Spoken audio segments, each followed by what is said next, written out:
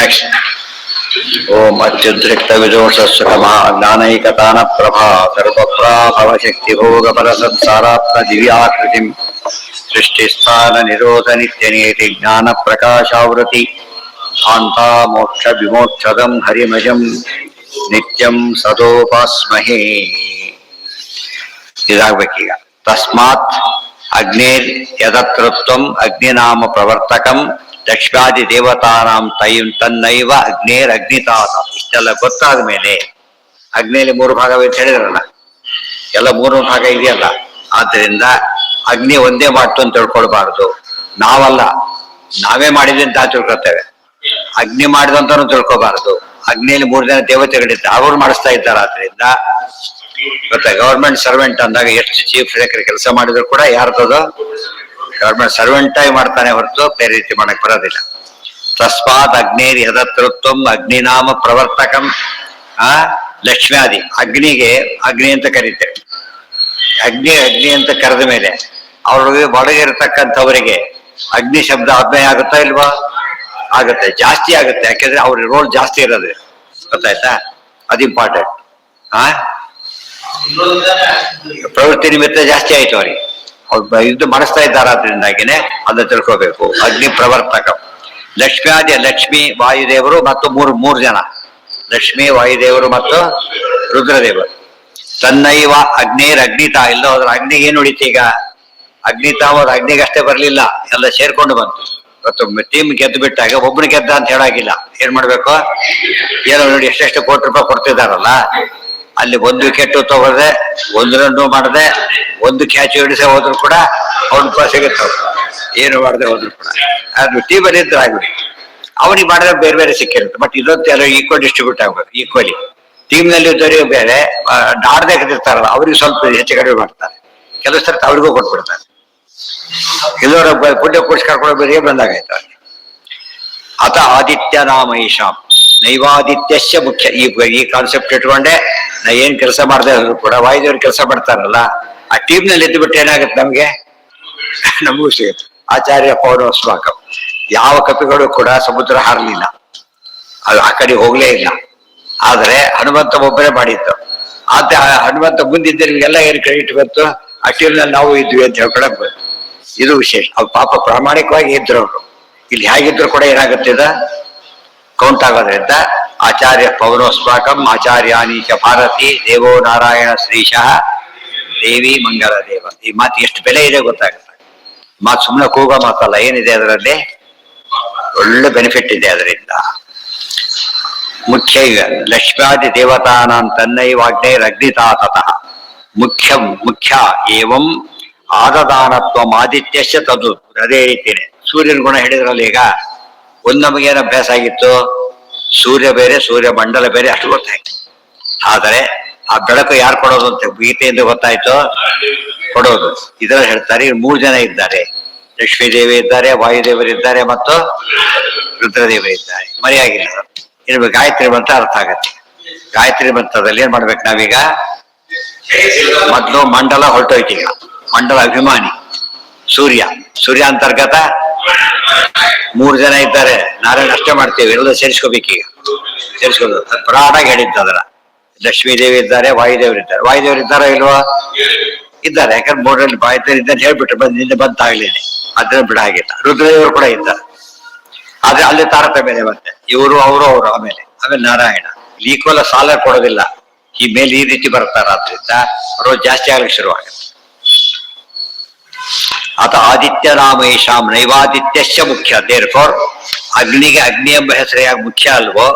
ಅರ್ಥ ಆಯ್ತಾ? ಅಗ್ನಿಗೆ ಅಗ್ನಿ ಎಂಬ ಹೆಸರು ಮುಖ್ಯ ಅಲ್ವೋ? ಆದಿತ್ಯರಿಗೆ ಆದಿತ್ಯ ಎಂಬ ಹೆಸರು ಮುಖ್ಯ ಅಲ್ಲ. ವಿಷ್ಣು ಸಹಸ್ರ ಅರ್ಥ ಆಗುತ್ತೆ. ವಿಷ್ಣು ಸಹಸ್ರ ಆದಿತ್ಯ ಅಂತ ಬಂತೀಗ ಯಾರ ಹೆಸರದೀಗ? ನಾವು ಸೂರ್ಯನ ಹೆಸರು ದೇವ್ರಿಗೆ ಮಾಡ್ತಾ ಇಲ್ಲ, ದೇವರ ಹೆಸರೇ ಅದು. ಸೂರ್ಯನ ಉಪಯೋಗಿಸ್ತಾ ಇದ್ದೇವೆ ಅಷ್ಟೇ. ಅರ್ಥ ಆಯ್ತಾ? ಅದು ನಾವು ಇವರ ಹೆಸರೆಲ್ಲ ದೇವರಿಗೆ ಅಪ್ಲೈ ಮಾಡ್ತಾ ಇಲ್ಲ. ದೇವರ ಹೆಸರು ಇವರು ಇಟ್ಕೊಂಡಿದ್ದಾರೆ ಹೊರತು ಇದು ವರ್ಕ್ ಮಾಡೋರೆಲ್ಲ ಆ ಡಿಪಾರ್ಟ್ಮೆಂಟ್ ಅವರು. ಆ ಅರ್ಥದಲ್ಲಿದೆ. ನಾವು ಸರಿಯಾಗಿ ತಿಳ್ಕೊಂಡ್ರೆ ಉಪಾಸನೆ ಮೀನಿಂಗ್ ಬರುತ್ತೆ. ಸುಮ್ಮನೆ ಗೊತ್ತಿಲ್ಲದೆ ಮಾಡೋದ್ರಲ್ಲಿ ಏನಾಯ್ತು? ಈಗ ಗೊತ್ತಿದ್ ಮಾಡಕ್ ಅನುಕೂಲ. ಅದು ಆದಿತ್ಯ ನಾಮೈಷಾಂ ನೈವಾದಿತ್ಯಶ್ಚ ಮುಖ್ಯತಃ ಯಚ್ಚಂದ್ರಾಷಾದಕೃತ್ವಂಚ ತತ್ತೇಷಾಂ ಚಂದ್ರತಾ ತಥಾ. ಅದೇ ರೀತಿ ಚಂದ್ರನಲ್ಲಿ ಮುಖ್ಯವಾಗಿ ಚಂದ್ರನಲ್ಲಿ ಚಂದ್ರತ್ವ ಇಲ್ಲ. 3 ಜನ ಮತ್ತೆ ಇದ್ದಾರಲ್ಲೂ ಕೂಡ. ಆಮೇಲೆ ವಿದ್ಯುತ್ ವಿದ್ಯೋತನಂ ಚೈಷಾಂ ತತಸ್ಥೆ ಸರ್ವನಾಮಿನಃ. ಇವರೆಲ್ಲ ಸರ್ವನಾಮಿನಃ, ಎಲ್ಲ ಹೆಸರನ್ನು ಕೂಡ ಹೊಂದವರಾಗ್ತಾರೆ. ಇವ್ರು 3 ಜನಕ್ಕೆ ಯಾವ ಹೆಸರು ಬೇಕಾದ್ರೂ ಉಪಯೋಗಿಸ್ಬೋದು. ಆದ್ರೆ ಮೇಲ್ಮೇಲೆ ಹೋಗ್ತಾ ಕಡಿಮೆ ಆಗ್ತಾ ಹೋಗುತ್ತೆ. ಮೊಳಗೆ ರುದ್ರದೇವರಿದ್ದಾರೆ, ಅವರಿಗೆ ಇವೆಲ್ಲ ಹೆಸರು ಆಜ್ಞೆ ಎಲ್ಲ ಹೆಸರು ಅಪ್ಲೈ ಮಾಡಕ್ ಬರುತ್ತೆ. ಆದ್ರೆ ವಾಯುದೇವರಿದ್ದಾರೆ, ಅವ್ರಿಗೆ ಇವ್ರ ಮೀರಿ ಅಪ್ಲೈ ಮಾಡಕ್ ಬರುತ್ತೆ. ಮಹಾಲಕ್ಷ್ಮಿಗೆ ಇನ್ನೂ ಹೆಚ್ಚು ಮಾಡಕ್ ಬರುತ್ತೆ. ದೇವರಿಗಂತೂ ಸರಿಯೇ ಸರಿ. ಈಗ ಸರ್ವನಾಮ ಸರ್ವಶಬ್ದ ಪ್ರತಿವಾಚ್ಯತ್ವ ಗೊತ್ತಾಗುತ್ತೆ. ಸುಮ್ಮನೆ ಸರ್ವಶಬ್ದವಾಚ್ಯತ್ವ ಅನ್ನೋದು ಸುಮ್ಮನೆ ಹೇಳೋದಲ್ಲ. ಯಾವ ರೀತಿ ಹೇಳ್ತಾರ ಅದನ್ನ 100% ಅರ್ಥ ಇದೆ ಅದರೊಳಗೆ. ಉಪಚಾರಕ್ಕೆ ಹೇಳೋದಿರ್ತದಲ್ಲ, ಉಪಚಾರಕ್ಕೆ ಹೇಳೋದಲ್ಲ ಇದು. ಏನಿದು ಎಲ್ಲ ಆಕ್ಚುಯಲ್ ಫ್ಯಾಕ್ಟ್ ಅಂತ ಗಟ್ಟಿ ಆಗುತ್ತೆ. ಸರ್ವನಾಮಿನಃ ತಥೈವ ಸರ್ವರೂಪಂಚ ತದ್ರೂಪ ಪ್ರತಿಬಿಂಬಿತಂ. ಆದ್ರಿಂದ ಎಲ್ಲಾ ರೂಪಗಳು ಕೂಡ ತದ್ರೂಪ ಪರಮಾತ್ಮ ರೂಪದಿಂದ ಪ್ರತಿಬಿಂಬ ಅಷ್ಟೇ ಇವಲ್ಲ. ಪ್ರತಿಬಿಂಬ ಅಂತ ಹೇಳಿದ ತಕ್ಷಣ ಬಿಂಬ ನಮ್ಗೆ ಒಪ್ಕೊಳ್ಳೇಬೇಕಾಗ್ತದೆ. ಎಲ್ಲರೂ ಪ್ರತಿಬಿಂಬ ಅಂತ ಕರೆದ ಮೇಲೆ ನಾವು ಬ್ರಹ್ಮಾಂಡಕ್ಕೆ ಬರೋದು ಸಾಧ್ಯನೇ ಇಲ್ಲ. ಈ 3 ಜನ ವಿಶೇಷ ಏನು ಗೊತ್ತಾ, ಎಲ್ಲರಿಗೂ ಬಿಂಬರಾಗ್ತಾರೆ. ಎಲ್ಲಿಂದ ಸರಸ್ವತಿ ಇವರು ಪಾರ್ವತಿಯವರಿಂದ ಹಿಡಿದು ಎಲ್ಲರಿಗೂ ಬೇರಾಗ್ತಾರೆ. ಅವರು ವಾಯುದೇವರು ಹೋದ ತಕ್ಷಣ ಇವರು ಎಲಿಮಿನೇಟ್ ಆಗ್ತಾರೆ, ಅವ್ರು ಎಲಿಮಿನೇಟ್ ಆಗ್ತಾರೆ. ಆದ್ರಿಂದ ಇವ್ರು ಇಲ್ಲದೆ ಕೆಲಸ ಆಗ್ಲಿಕ್ಕೆ ಸಾಧ್ಯನೇ ಇಲ್ಲ ಅಂತ ಅರ್ಥ. ಇರ್ಲೇಬೇಕು. ಆ ದೃಷ್ಟಿಯಲ್ಲಿ ಅಷ್ಟು ಮಹತ್ವ. ಸರ್ವರೂಪಾಶ್ಚತೆ ತಸ್ಮಾತ್ ಲೋಹಿತ. ಇವೆಲ್ಲ ವಿಷ್ಣು ಸಹಸ್ರನಾಮ ಭಾಷೆ ಇದಿಷ್ಟು ಕೂಡ. ಆದಿತ್ಯ ಅಂತ ಬಂದ ವಿಷ್ಣು ಅಂತ ಅರ್ಥ ಮಾಡಿದ್ರಿ. ಯಾಕೆಂದ್ರೆ ಇವೆಲ್ಲ ಕಾರಣ ಕೊಟ್ಬಿಡಿ, ಗೊತ್ತಾಯ್ತಾ? ಅದಕ್ಕೆ ಇಡೀ ಶಾಸ್ತ್ರ ಬೋಧನೆ ವಿಷ್ಣು ಸಹಸ್ರನಾಮದ ಅರ್ಥ ಭಾಷ್ಯ. ವಿದ್ಯುತ್ ವಿದ್ಯೋತನಂ ಚೈವ ತಥೈವ ಸರ್ವರೂಪಂಚ ತದ್ರೂಪ ಪ್ರತಿಬಿಂಬಿತ. ಎಲ್ಲವೂ ಕೂಡ ಪ್ರತಿಬಿಂಬಿತ. ಇಲ್ಲಿ ಕೊಟ್ಟಿರೋ 3-4 ಎಕ್ಸಾಂಪಲ್ ಎಕ್ಸ್ಟ್ರಾ ಅಲ್ಲ, ಎಲ್ಲವೂ ಕೂಡ ಹಾಗೇ ಇದೆ. ತಥೈವ ಸರ್ವರೂಪಂಚ ಸರ್ವರೂಪಾಶ್ಚತೆ ತಸ್ಮಾತ್ ಲೋಹಿತಾದಿಕ್ರಮೇಣ. ಆದ್ದರಿಂದ ಲೋಹಿತಾದಿಕ್ರಮದಲ್ಲಿ ಇಲ್ಲಿ ಹೇಳಿದ ಎಲ್ಲಾ ಪದಾರ್ಥಗಳಲ್ಲೂ ಅವರಿದ್ದಾರೆ. ತತ್ತು ಅನ್ಯನಾಮಧೇಯಂತೂ ವಾಚ ಆರಂಭಣ ಹೇತುತಃ. ಉಳಿದೋರ ಹೆಸರು ಕೂಡ ಏನಂತ ಕೇಳಿದ್ರೆ ಅದು ಅಮುಖ್ಯಾರ್ಥದಲ್ಲಿ ಬರುತ್ತೆ. ಮುಖ್ಯಾರ್ಥದಲ್ಲಿ ದೇವರಿಗೆ ಅನ್ವಯ. ಸಾಂಕೇತ್ಯೇನ ವಿಕಾರ ಸ್ಯಾತ್ ಪ್ರಯಾಣಮೇವ ನಿತ್ಯತ. ಮೇಲಿನ ಬದಲಾವಣೆ ಆದ್ರೂ ಕೂಡ ದೇವತೆಗಳಿಗೆ ಬದಲಾವಣೆ ಆಗೋದಿಲ್ಲ. ಆಫೀಸ್ ಬಿಲ್ಡಿಂಗ್ ಬೇರೆ ಕಡೆ ಹೋಯ್ತು, ಆಫೀಸರ್ ಅದೇ ಆಫೀಸರ್ ಹೋಗ್ತಾ, ಅವ್ರು ಚೇಂಜ್ ಆಗ್ಲಿಲ್ಲ. ಬಿಲ್ಡಿಂಗ್ ಚೇಂಜ್ ಆಯ್ತು ಹೊರತು ಚೇಂಜ್ ಆಗ್ಲಿಲ್ಲ. ಯಥಾ ಲಕ್ಷ್ಮ್ಯಾಧಿಕಾನಾಂಚ ನಾಮ ಸಂಕೇತತೋ ಅನ್ಯಗಂ ವಾಚಾರಂಭಣ ಹೇತೋಸ್ತದ್ವಿಕಾರೋ ನೈವ ಮುಖ್ಯತಃ. ವಿಕಾರ ಶಬ್ದಕ್ಕೆ ವಿವಿಧ ಪ್ರಕಾರ ಅಂತ ಹೇಳಿದ್ದಾರೆ. ಈ ಟ್ರಾನ್ಸ್ಫಾರ್ಮೇಶನ್ ಅರ್ಥ ಮಾಡಬಾರ್ದಿಲ್ಲಿ. ಮುಖ್ಯಂ ನಾಮ ತಿರೂಪಾಣಿ ಇತ್ಯಾದ್ಯಂ ವೇದೋಚಿತಂ ಪರಂ. ಹೀಗೆ ಪರಮಾತ್ಮನಿಗೆ 3 ಜನದ ಹೆಸರು ಮುಖ್ಯವಾಗಿ ಅನ್ವಯವಾಗುತ್ತೆ. ಉಳಿದವರಿಗೆಲ್ಲ ಇವರ ಹೆಸರು. ಒಟ್ಟು ಎಲ್ಲಾ ಶಬ್ದನು ದೇವರನ್ನೇ ಹೇಳ್ತಾ ಇವೆ. ಅತಸ್ತದೇವ ಸತ್ಯೋಕ್ತಂ ಮುಖ್ಯಂ ಸತ್ಯಮಿತಿ ಇರಿಯತೆ. ವಾಚ ವೃತ್ತಿಕೇತೇವ ಸತ್ಯಂ ಅಂದ್ರೆ ಅದೇ ಮುಖ್ಯ ಅಂತ ಅರ್ಥ. ಯಾವುದು ಮುಖ್ಯ? ವಿಷ್ಣು ಪರತ್ವರೇ ಎಲ್ಲಾ ಶಬ್ದಗಳಿಗೂ ಮುಖ್ಯ ಅರ್ಥ. ತತಸ್ತದೇವ ಸ್ವಸ್ಯೋಕ್ತಂ ಮುಖ್ಯಂ ಸತ್ಯಮಿತಿ ಇರಿಯತೆ. ಮುಖ್ಯವಾದ ಸತ್ಯ ಅಂತ ಕರೀತಾರೆ. ಸತ್ಯ ಶಬ್ದಕ್ಕೆ ಹೊಸ ಅರ್ಥ. ಮೊದ್ಲೇನ ಹೇಳಿದ್ರು, ಸತ್ಯ ಶಬ್ದಕ್ಕೆ ಒಂದು ಅರ್ಥ ಹೇಳಿದ್ ನೆನಪಿದೆಯಾ? ಸತ್ಯ ಶಬ್ದಕ್ಕೆ ಒಂದು ಅರ್ಥ ಹೇಳಿದ್ರು, ನೆನಪಿದೆಯಾ? ಏನದು ಸತ್ಯ ಅಂದ್ರೆ? ನಿನ್ನೆ ಮೊನ್ನೆ ಬಂದಿತ್ತು. ನಿತ್ಯ ಅಂತ ಹೇಳಿದ್ರು. ಸತ್ಯ ಶಬ್ದಕ್ಕೆ ನಿತ್ಯ ಅಂತ ಹೇಳಿದ್ರು. ಈ ಇನ್ನೊಂದು ಅರ್ಥ ಹೇಳ್ತಾರೆ ಮುಖ್ಯ ಅಂತ ಅರ್ಥ ಹೇಳ್ತಾರೆ. ಸತ್ಯ ಶಬ್ದಕ್ಕೆ ಅವ್ರು ಹೇಳ್ಕೊಂಡು ಒಂದೇ ಅರ್ಥನೇ. ಸತ್ಯ ಅಂದ್ರೆ ಸುಳ್ಳಲ್ಲದ ಸತ್ಯ ಅಷ್ಟೇ ಅಲ್ಲ. ಇಲ್ಲಿ ಸತ್ಯ ಅಂತ ಹೇಳಿದ್ರೆ ಒಂದು ನಿತ್ಯ ಅಂತ ಅರ್ಥ ಇದೆ, ಇನ್ನೊಂದು ಮುಖ್ಯ ಅಂತ ಅರ್ಥ ಇದೆ. ಅತಸ್ತದೇವ ತತ್ರ ಸತ್ಯೋಕ್ತಂ ಮುಖ್ಯಂ ಸತ್ಯಮಿತಿ ಇರಿಯತೆ. ಇಂದ್ರಾದಿ ನಾಮರೂಪಾಣಿ ಯಥೈವ ತ್ರಿಷು ಮುಖ್ಯತಃ ತದಹೀನತ್ವತಸ್ತೇಷಾಂ ಯೇಷಾಂ ಉಚ್ಚವರತ್ವತಃ. ಇಂದ್ರ ಚಂದ್ರ ಯಾವ ಶಬ್ದ ಹೇಳಿದ್ರು ಕೂಡ 3 ಜನ ಇರ್ಬೇಕಲ್ಲಿ. ಅವರು ದೇವರಿದ್ರೆ ಮಾತಿರೋದು. ಆದ್ರಿಂದ ಎಲ್ಲ ಯಾರಿಗೂ ಹೋಯ್ತು? ಈಗ ದೇವರಿಗೆ ಬಂತು ಮುಖ್ಯತಃ. ಶಿವನಾಮಾನಿ ರೂಪಾಣಿ ತಥಾ ವಾಯೋಸ್ತು ಮುಖ್ಯತಃ. ಎಲ್ಲಾ ಶಿವನಾಮಗಳು ಯಾರಿಗೆ ಅಪ್ಲೈ ಆಗುತ್ತೆ? ವಾಯುದೇವರಿಗೆ. ಆದ್ರೆ ವಾಯುದೇವರ ನಾಮ ಇವ್ರಿಗೆ ಅಪ್ಲೈ ಆಗಲ್ಲ. ಮೇಲೆ ಕೆಳಗಿನವ್ರ ಪವರೆಲ್ಲ ಮೇಲವ್ರ ಸೇರ್ಕೊಂಡ್ಬಿಡುತ್ತೆ. ಮೇಲವ್ರ ಕೆಳಗಿನ ಇರೋದಿಲ್ಲ. ಆದ್ರಿಂದ ಅದನ್ನ ಸರಿಯಾಗಿ ತಿಳ್ಕೊಬೇಕು. ತದೀಯಾನಿ ತಥಾ ಲಕ್ಷ್ಮ್ಯಾ ತದೀಯಾನಿ ಹರೇಸ್ತಥ. ಅವರ ಹೆಸರು ಲಕ್ಷ್ಮಿಗೆ, ಅವರ ಹೆಸರು ಮಹಾಲಕ್ಷ್ಮಿಗೆ. ಸರ್ವಶಬ್ದ ವಾಚ್ಯತ್ವನ ಕ್ಲಾರಿಫೈ ಮಾಡೋ ಅಂಶಗಳಿವೆಲ್ಲ. ಸಮನ್ವಯಾಧ್ಯಾಯಕ್ಕೆ ಏಡಾಗ್ತಾ ಹೋಗುತ್ತೆ. ಸಮನ್ವಯ ಮಾಡೋದಕ್ಕೆ ಏನು ಕಾರಣ ಅಂದ್ರೆ ಕಾರಣ ಹೇಳಿ. ತಸ್ಮಾತ್ ಸಯೇವ ಸರ್ವೇಶ ಸರ್ವರೂಪ ಸಯೇವ ಚ. ಅಂದ್ರೆ ಪರಮಾತ್ಮೇ ಸರ್ವೇಶ, ಸರ್ವರೂಪೋಡ ಅವನೇ ಆಗಿದ್ದಾನೆ ಅಂತಾಯಿತು. ಸರ್ವನಾಮ ಸಯೇವೈಕ ಸರ್ವಶಕ್ತಿ ತಥೈವಚ. ಸರ್ವನಾಮನವನೇ, ಸರ್ವಶಕ್ತನೂ ಅವನೇ. ಅನ್ನೇ ಈಗ ನಮ್ಗೆ ಯಾವ್ದು ಅರ್ಥ ಆಯ್ತು ಕೇಳಿದಾಗ? ಯಾವುದು ನಿಜಾನು ಎಲ್ಲಿ ಬಂತು? ಪರಮಾತ್ಮ ಏನಾಗಿದ್ದಾನೆ? ಪರಶಕ್ತಿ ಅನಂತ ಗುಣ ಪರಮಃ. ಇಲ್ಲಿ ವಿವರಣೆ ಇದೆ. ಅದಕ್ಕೆ ಪರಮಾತ್ಮನ ಸರ್ವಶಕ್ತಿ ಅಂತ ಕರೆದು. ಸರ್ವಶಕ್ತಿ ಅಂದ್ರೆ ಏನು? ಎಲ್ಲರ ಶಕ್ತಿಯೂ ಭಗವಂತನಿಗಿದೆ, ಎಲ್ಲರ ಶಕ್ತಿಯು ಭಗವಂತನಿಂದ ಬಂದಿದೆ ಹೊರತು ಅವರದ್ದಾಗಿ ಇಲ್ಲ. ಅನ್ಯೇಷಾಮ್ಯಚ್ಚ ರೂಪಾದ್ಯಂ ತತ್ತಸ್ಮಾತ್ ಪ್ರತಿಬಿಂಬಿತಂ. ಬರೀ ಅಧೀನದಲ್ಲಿಲ್ಲ, ಪ್ರತಿಬಿಂಬಿತ ಅಂದ್ರೆ ಟೋಟಲಿ ಡಿಪೆಂಡೆಂಟ್. ಏಕೈವ ಅದ್ವಿತೀಯೋಸೌ ಅಥವಾ ಇದಕ್ಕೆಲ್ಲ ಏಕದ್ವೇಕಮೇವಾದ್ವಿತೀಯಂಗೆ ಕರೆಕ್ಟ್ ಆಯ್ತು. ಈಗ ಮುಖ್ಯತ್ವಾದೇವ ಸನ್ನಾಮ ಸತ್ತತಿ ಜ್ಞಾನ ರೂಪತಃ. ದೇವರಿಗೆ ಸತ್ ಅಂತ ಯಾತ ಕರೀತಾರೆ ಅಂದ್ರೆ ಎಲ್ಲ ತತಿ ಜ್ಞಾನ ರೂಪತಃ. ವ್ಯಾಪ್ತಿ ಜ್ಞಾನ ಎಲ್ಲ ಕಾರಣದಿಂದಾಗಿ ಅನ್ವಯ ಆಗುತ್ತೆ. ಸತ್ಯಮಿತ್ಯುಚ್ಯತೆ ವಿಷ್ಣು ತ್ವಂ ನಾಸಿ ಕಥಂಚನ. ಇದೆಲ್ಲ ಇಟ್ಕೊಂಡು ಮಗನಿಗೆ ಹೇಳ್ತಿದ್ದಾರೆ ಅವರು. ನೋಡಪ್ಪ, ವಿಷ್ಣುವಿನ ಮಹಿಮೆ ಇದು. ನಾ ಓದ್ಕೊಂಡ್ಬಿಟ್ಟು ಏನ್ ತಿಳ್ಕೊಂಡ್ಬಿಟ್ಟಿದ್ದೀನಿ, ಈಗ ಎಲ್ಲ ತಿಳ್ಕೊಂಡ್ಬಿಟ್ಟಿದ್ದೆ ಅಂತ ಹೇಳಿ ಕೂತಿಯಲ್ಲ, ತಪ್ಪದು. ಎಲ್ಲ ಯಾರದ್ದು? ದೇವರದ್ದು. ಅದ್ರ ಏನ್ ತಿಳ್ಕೊಳಕ್ ಹೋಗ್ಬೇಡ ನೀನೀಗ. ನಾನೇನ್ ತಿಳ್ಕೊಳಕ್ ಹೋಗ್ಬೇಡ. ತಮಾಷೆ ಅಂದ್ರೆ ಶ್ವೇತಕ್ಕೆ ಸ್ವಲ್ಪ ಓದ್ದೆ ಅಹಂಕಾರ ಬಂತು, ಸ್ವಲ್ಪ ಓದಿದ ತಕ್ಷಣ ಅಹಂಕಾರ ಬಂದ್ಬಿಡುತ್ತೆ.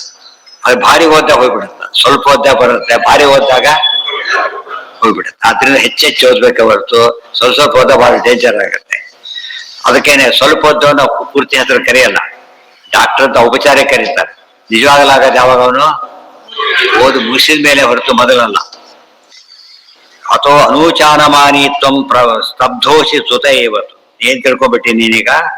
ನಾನು ಓದ್ಬಿಟ್ಟಿದ್ದೇನೆ ಅಂತೇಳಿ ಸ್ತಬ್ಧನಾಗಿ ನನಗೆ ನಮಸ್ಕಾರ ಮಾಡಿದ ಕೂತಿಯಲ್ಲ, ಇದು ನಿನ್ನ ಭ್ರಮೆ, ಹಾಗೆ ಮಾಡ್ಕೊಡುದು ಅಂತ ಹೇಳ್ತಾರೆ. ತತ್ವ ಅಧಿಕ ಅಪಿ ಇಂದ್ರಾದ್ಯಾಹ ತದುಚ್ಚಾಶ್ಚ ಶ್ರೇಯಾದಯ. ನಿರೀಂತ ಇಂದ್ರಾದಿಗಳು ಭಾರಿ ಮೇಲಿದ್ದಾರೆ, ಅವ್ರ ಮೇಲೆ ಶ್ರೀಮದ್ರಾದವರಿದ್ದಾರೆ. ಸರ್ವೋಚ್ಚೋ ಭಗವಾನ್ ವಿಷ್ಣು ಸ್ತಂಭೋ ಅಶ್ಯಾಪಿ ಕ್ವಚಿತ್. ಸರ್ವೋತ್ತಮ ಪರಮಾತ್ಮ, ಅವನಿಗೆ ಮಾತ್ರ ಯಾವ ಅಹಂಕಾರದ ಹೆಸರೇ ಇಲ್ಲ ಪರಮಾತ್ಮನಿಗೆ. ಆದ್ರಿಂದ ತಿಳ್ಕೊಳ್ಳಕ್ಕೆ ನಾವು ಹೋಗಬಾರದು. ಅಥೋ ನ ವಿದ್ವನ್ಮಾನಿ ಸ್ಯಾತ್ ಮಹಾನಸ್ಮೀತಿ ವಾಮನಃ. ಅದಕ್ಕೆ ನಾನು ವಿದ್ವಾಂಸ ಅಂತಾಗಲಿ ಭಾರಿ ದೊಡ್ಡವನು ಅಂತಾಗಲಿ ಎಂದು ಅನ್ಕೊಳ್ಳೋಕೆ ಹೋಗಬಾರದು. ಗೊತ್ತಾಯ್ತು? ಇದು ವಿದ್ವಾಂಸರಿಗೆ ಬಂದ ಪಾಠ. ವಿದ್ವಾಂಸ ಏನ್ ತಿಳ್ಕೊಳಕ್ ಹೋಗ್ಬಾರ್ದು? ನಾನೇ ವಿದ್ವಾಂಸ, ನಾನು ಭಾರಿ ತಿಳ್ಕೊಳಕ್ ಹೋಗ್ಬಾರ್ದು. ಇವೆಲ್ಲ ತಿಳ್ಕೊಂಡ್ರೆ ಏನಾಗುತ್ತೆ?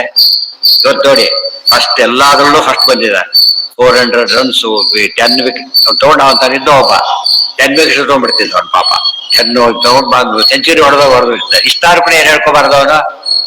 ನಾನೇ ಗೆದ್ದೆ ಅಂತ ಹೇಳ್ಕೊಬಾರ್ದು. ಈಗ ಇನ್ನೊಬ್ರು ಸೆಂಚುರಿ ಹೊಡೆದಿರ್ತಾರೆ, 3-4 ರನ್ ಹೊಡೆದಿರ್ತಾರೆ ಪಕ್ಕದಲ್ಲಿ. ಈ ಕಡೆ ಆ ಕಡೆ ಹೋಗೋ ಪೂರ್ತಿ ಅಷ್ಟೇ. ಬಟ್ ಅವ್ರಿಗೆ ಕ್ರೆಡಿಟ್ ಇದೆ. ಯಾತಕ್ಕೆ? ಅವನಿಲ್ಲ ಹೋದ್ರೆ ಇವ್ರು ಔಟ್ ಆಗ್ಬಿಡ್ತಿಲ್ಲ. ಮುಂದೆ ಇವ್ರು ಔಟ್ ಆಗದ ಹೋದ್ರು, ನಾನು ಔಟ್ ಆದ್ರೂ ಔಟೇ. ಯಾಕೆ? ಜೊತೆ ಆಗಿಲ್ಲ ಅವರಿಗೆ. ಆ ಜೊತೆ ಇದ್ದಾನೆ ಎಂಬುದೇ ಏನ್ ಪಾಯಿಂಟ್ ಅದು. ನಾವು ಹಾಗೇನೆ 10th ಬ್ಯಾಟ್ಸ್ಮನ್ ಜೊತೆಗೆ ಇನ್ನೊಬ್ರು ಕೂತಿರ್ತಾನಲ್ಲ, ದೇವ್ರ ಜೊತೆ ಯಾವಾಗಲೂ ನಾವು ಕೂತಿರ್ತೇವೆ. ಸುಮ್ಮನೆ ರೋಲ್ ಅಷ್ಟೇ ನಮ್ದು. ಆದ್ರೆ ಇದೆಂಥದ್ದು ರೋಲ್ ಏನು? ನಾವು ಗೆದ್ವಿ, ನಾನು ಇದ್ದೆ ಅಂತ ಹೇಳ್ಬೇಕು ಬರ್ತೀವಿ. ನಿಜವಾಗಿರೋ ನಾಹಂಕರ್ತ ಅಂತ ಹೇಳ್ಬಾರ್ದು. ನಾಹಂಕರ್ತ ಅಂತ ಹೇಳ್ಬಾರ್ದು ಅಂಬುದು ಇವತ್ತು ಎಲ್ಲರೂ ಹೋಗ್ತಾರೆ. ಪ್ರಜಾಪ್ರಭುತ್ವ ಆದ್ರಿಂದ ಪ್ರೈಮ್ ಮಿನಿಸ್ಟರ್, ಚೀಫ್ ಮಿನಿಸ್ಟರ್ ಸಮೇತ ಏನ್ ಹೇಳ್ಬಾರ್ದು? ನಾನ್ ಮಾಡಿದೆ ಅಂತ ಹೇಳ್ಬಾರ್ದು. ಗೊತ್ತಾಯ್ತು? ಎಲ್ಲ ನಿಮ್ಮದು ಅಂತ ಹೇಳಿ ಪ್ರಜಾಪ್ರಭುತ್ವ ಆದ್ರಿಂದ ಇವರು ಹೇಳಬೇಕು. ನಾನು ಮಾಡಿದೆ ಅಂತ ಹೇಳಿದ್ರೆ ಪ್ರಜಾಪ್ರಭುತ್ವ ಆಗೋದಿಲ್ಲ. ಗೊತ್ತಾಯ್ತಾ? ನತೇ ಶಾನ್ ನೈವಚ ಸ್ತಂಭೋ ಜ್ಞಾತ್ವಾ ವಿಷ್ಣೋ ಬಲಂ ಪರಂ. ಅದ್ರ ವಿಷ್ಣುವಿನ ಮೇಲೆ ಅರ್ಥ ಆದ ಮೇಲೆ ಏನಾಗ್ಬೇಕಿತ್ತು ನಿನಗೆ? ನೀವೆಲ್ಲ ಅರ್ಥವಾಗಿದ್ದಿದ್ರೆ ಇರ್ತಿದ್ದಿಲ್ಲ. ನೀನು ಇದ್ದೇನೆ ಅರ್ಥ ಆಗಿಲ್ಲ ಅಂತ ಅರ್ಥ, ಅದಕ್ಕೆ ಸರಿ ಓದಿಲ್ಲ ಅಂತ ಅರ್ಥ, ಅದಕ್ಕೆ ಹೀಗೆ ಮಾಡ್ತಿದ್ದಿ ಅಂತ ಹೇಳಿ ಈ ಅರ್ಥ ಮಾಡ್ಬೇಕು. ನೀನೇ ಅವನು ಅಂತ ಅರ್ಥ ಮಾಡ್ಬೇಕೀಗ. ಮೊದಲೇ ಅಹಂಕಾರಿ, ನೀನೇ ಅವನು ಏನಾಗ್ತಿತ್ತು ಅವನಿಗೆ? ನೀನೇ ನನ್ನ ಮಾಡೋನ್ ಬಿಡ್ತಿದ್ದ, ಸಾಕು ನೀನೇ ನನ್ನ ಮಾಡ್ಬಿಡು ಅಂತ ಹೇಳ್ತಿದ್ದ. ಆ ಸ್ಥಿತಿ ಬರ್ತಿತ್ತು. ಅದಲ್ಲ, ಇದೆಲ್ಲ ಆಚಾರ್ಯ ಯಾತಕ್ಕೆ ಹೇಳ್ತಾರೆ ಅಂದ್ರೆ, ಒಂದು ಮಾತು ಹೇಳಿದಾಗ ಹಿಂದೂ ಮುಂದೆಲ್ಲ ನೋಡ್ಬೇಕು. ತತ್ವಮಸಿ ಅಂತ ಯಾವ ಪ್ರಸಂಗದಲ್ಲಿ ಹೇಳಿದ್ದು ರಿಪೀಟೆಡ್ಲಿ ಹೇಳ್ತಾ ಇದ್ದಾರೆ. ಅರ್ಥ ಏನೋ ಆಗಿಲ್ಲ ಅಂತ ಗಟ್ಟಿ ಮಾಡ್ಕೊಡೋದಕ್ಕೋಸ್ಕರ ಹೊರತು ಬೇರೆ ಅಲ್ಲ.